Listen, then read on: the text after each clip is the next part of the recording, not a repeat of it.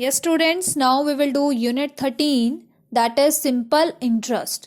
Student, this is one of the most important chapter and also related to our daily life. हमारी daily life से ये chapter जुड़ा हुआ है और इसका बहुत इम्पॉर्टेंट रोल है हमारी डेली लाइफ में. बेटा, इसको समझने से पहले I will explain you and I will tell you some story. ठीक है, स्टोरी की फॉर्म में हम इसको समझेंगे. तो स्टोरी जो है बिल्कुल आपकी बुक में गिवन है, पेज नंबर 158 पे. आप अपनी बुक को भी ओपन कर सकते हैं. Listen me very carefully and you can watch your book. ठीक है, you have to open your book and look at the book very carefully. आपने मेरी बात को सुनना है और बुक में ध्यान से देखना है. Student, I have this story. एक बच्चा है जिसका नाम है राजू. ठीक है, ये क्या करता है, ये बैंक में जाता है. ठीक है, बैंक में जाके 100 रुपीज को डिपॉजिट करवाता है. अब ये बैंक में जाके 100 रुपीज क्यों डिपॉजिट करवा रहा है? देखिए, जब भी हमें अपनी मनी को सेव रखना हो, अपनी मनी को बचा के रखना हो, तो हम क्या करते हैं, तो उसको कहीं ना कहीं हम जैसे कि जो पिगी बैंक होते हैं उसमें डाल देते हैं अपने घर में, है ना. उसको कहीं ना कहीं सेव करके रख लेते हैं ताकि वो मनी हमारी खर्च ना हो. कभी हमें ज़रूरत पड़ेगी तब हम उसको खर्च करेंगे, ऐसा कुछ हम सोचते हैं. तो कई बार क्या होता है बेटा कि जो मनी है वो खर्च हो जाती है घर में. ठीक है, तो फिर इसके लिए क्या बनाए गए हैं, बैंक बनाए गए हैं ताकि मनी जो है वो वहां पे हम डिपॉजिट करवाएं और सेव रहे. ठीक है, जो हमारी मनी है वो बिल्कुल सेव रहेगी वहां पे. ठीक है ना. तो जो राजू है वो 100 रुपीज डिपॉजिट करवाने जाता है बैंक में. ठीक है, now after 1 year Raju goes to the bank to find out about his deposited money. तो जब उसने 100 रुपीज बैंक में डिपॉजिट करवाए, उसके बाद वो 1 साल के बाद बैंक में दोबारा जाता है. ठीक है, वो अपनी मनी को पूछने के लिए जाता है कि मेरी मनी वहां पे है, हो सकता है उसको वो मनी चाहिए हो. ठीक है, तो वो 1 साल बाद बैंक में जाता है. The manager of the bank informs Raju. बेटा, यहाँ पे मैनेजर वर्ड लिखा है. मैनेजर कौन होता है? जो ये जो जितने अकाउंट्स वगैरह होते हैं, हर जो भी पैसे जो भी जमा करवाने जाते हैं, उनके जो अकाउंट है, जो भी उनका वर्क है, वो सब मैनेज करने का काम करते हैं बैंक में. तभी इसका नाम क्या है, मैनेजर. एक तरह से हेड होता है बैंक का.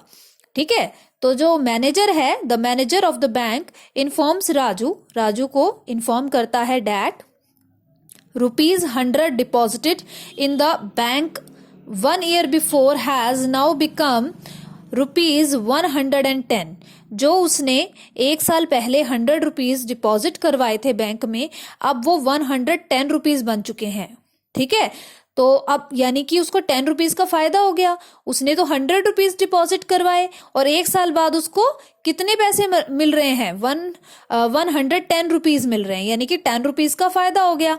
तो बैंक ने क्या किया, बैंक ने कुछ चार्जेस उसके ऊपर लगा के एक्स्ट्रा मनी राजू को दी.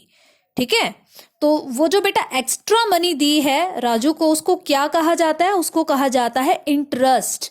अगर हम उसको आम भाषा में बोले हिंदी में, उसको कहा जाता है हिंदी में ब्याज.